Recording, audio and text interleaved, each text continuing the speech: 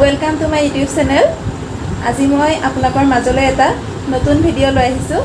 সকলোৱে ভিডিঅ'টো চাব আৰু লগতে লাইক, কমেন্ট, শ্বেয়াৰ আৰু কি কৰিব সাবস্ক্ৰাইব কৰি দিব দেই সকলোৱে। ঠিকে আছে, আজি ভিডিঅ'টো চাওঁ বলা। এটা লোকেল চিকেনৰ ৰেচিপি লৈ আহিছোঁ। সকলোৱে ভিডিঅ'টো সম্পূৰ্ণকৈ চাব দেই। এইখিনি মই কাটি ফ্ৰিজত ভৰাই থৈছিলোঁ।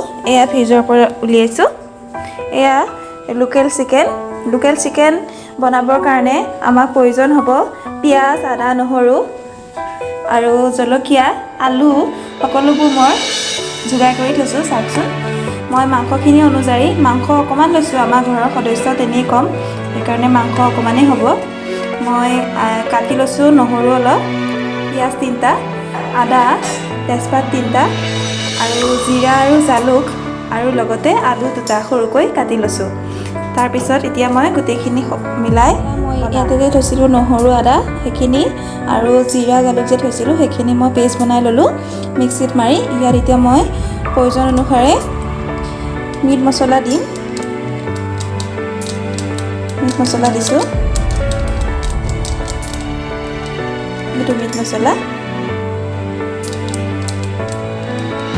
তাৰপিছত দিম ধনিয়া গুড়ি অলপ দিম, তেতিয়া সোৱাদটো ভাল লাগে খাই।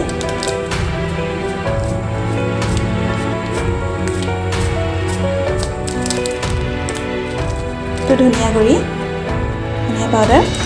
তাৰপিছত দিম মই লাল মিচিৰি জলকীয়া গুড়ি পেকেট। এইটো জলকীয়া গুড়ি অলপ দিম কালাৰটোৰ কাৰণে। কালাৰটো যিমানেই যি নহয়, মাংসত কালাৰ নহ'লে ভাল নালাগে, যিমানেই ভাল সোৱাদ নহওক, হয়নে নহয় বাৰু।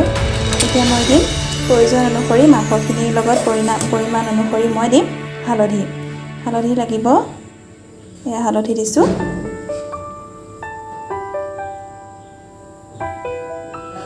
মোৰ এতিয়া সকলোবোৰ সাজু হৈ গৈছে। এয়া চিকেন হৈ গ'ল। এয়া মই পেষ্ট বনাই ল'লোঁ মছলাৰ। এয়া পিঁয়াজ, এয়া আলু। এতিয়া মই কেৰাহী বহাই মই কেৰাহী গৰম কৰি বহাম। এয়া মই গেছ জ্বলালোঁ, কেৰাহী বহাই দিছোঁ। কেৰাহীটো ভালদৰে গৰম হ'ব লাগে, তেতিয়া বেছি ভাল হয়। সেইকাৰণে মই গেছটো হাই ফ্লেমত দি দিছোঁ। কেৰাহীটো ভালদৰে গৰম হ'লে বনাই ভাল লাগে। চাই থাকোঁচোন আগলৈ মই আৰু কি কৰোঁ। আপোনালোকেও জনাবচোন কেনেদৰে বনায়।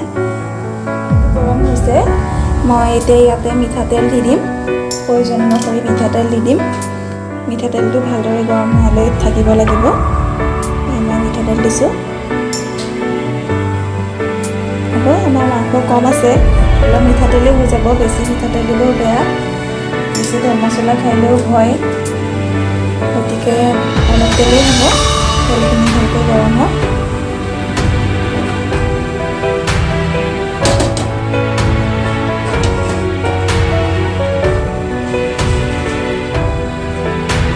তেলটো গৰম হৈ গৈছে, মই অকণমান গেছটো কমাই দিছোঁ। মই এতিয়া তেলতে দিম ইলাচি 3টা দি দিছোঁ, ইলাচি 4টা,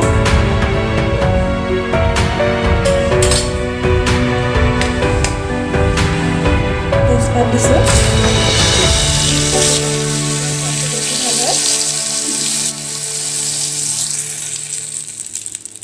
কাটি থোৱা পিঁয়াজখিনি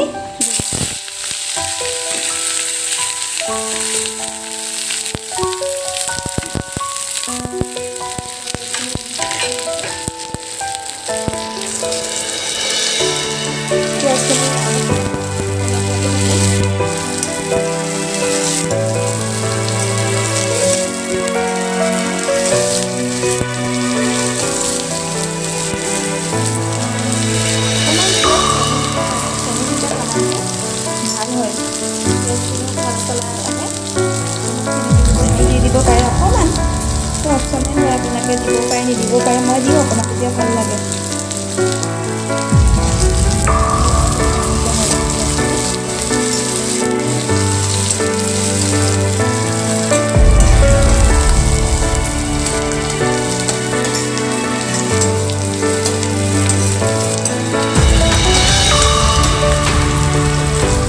পিঁয়াজখিনি অকণমান ৰঙচুৱা হৈছে। মই যে পেষ্ট বনাই থৈছিলোঁ মছলাখিনি, এতিয়া মছলাখিনি ইয়াতে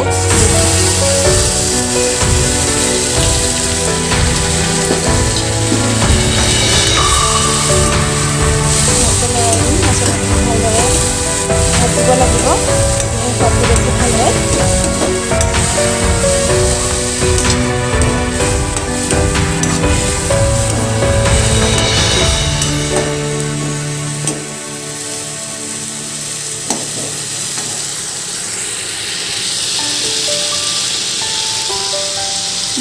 দিয়া নাছিলোঁ।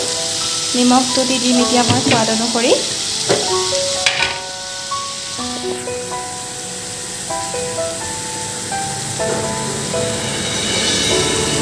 এয়া মই সোৱাদ অনুসৰি নিমখটো দি দিছোঁ।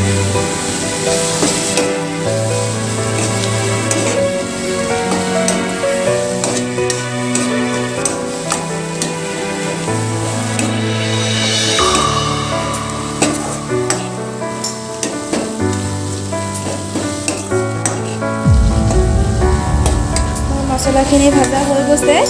এতিয়া মই ইয়াতে মাংসখিনি দি দিম।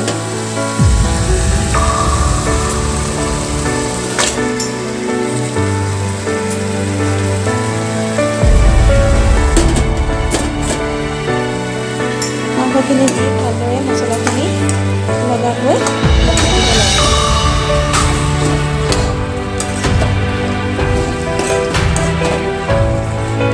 ইয়াতে আলু দি দিম। আলুখিনি ভালদৰে মিহলি কৰি দিম, লৰাই দি ভালদৰে ঢাকন দি থৈ দিম। এতিয়া মছলাখিনি লগাকৈ লৰাই দিব ভালদৰে। অলপ সময়ৰ বাবে ঢাকন দি থ'ম, তেতিয়া ভালদৰে সিজিব বস্তুখিনি। ঢাকন দি দিলোঁ। এয়া মাংসখিনি ভজা হৈ গৈছে। মই ঢাকনখন আঁতৰাই লওঁ।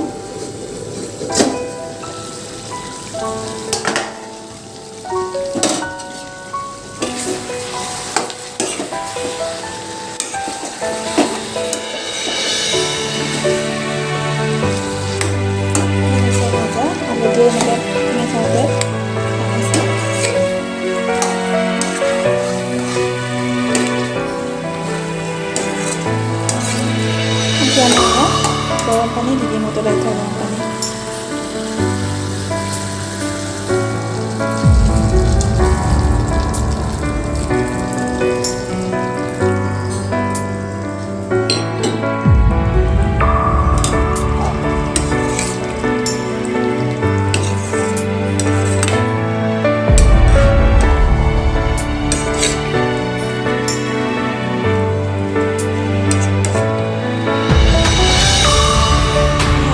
উতলি আছে মাংস তৰকাৰীখিনি, হৈ গৈছে আৰু এনেকৈ ভালদৰে উতলিবলৈ দিব লাগে, তেতিয়া সোৱাদটো বেছি ভাল হয়।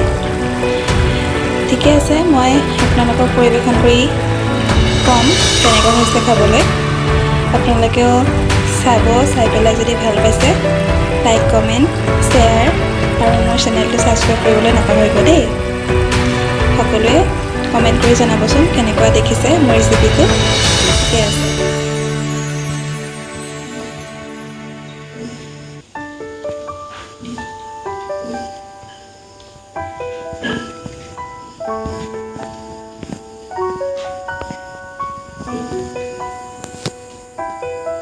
আজি মোৰ ৰেচিপিটো চাই আপোনালোকে কেনেকুৱা পালে জনাবচোন কমেণ্ট কৰি। ঠিকে আছে, আজিলৈ মই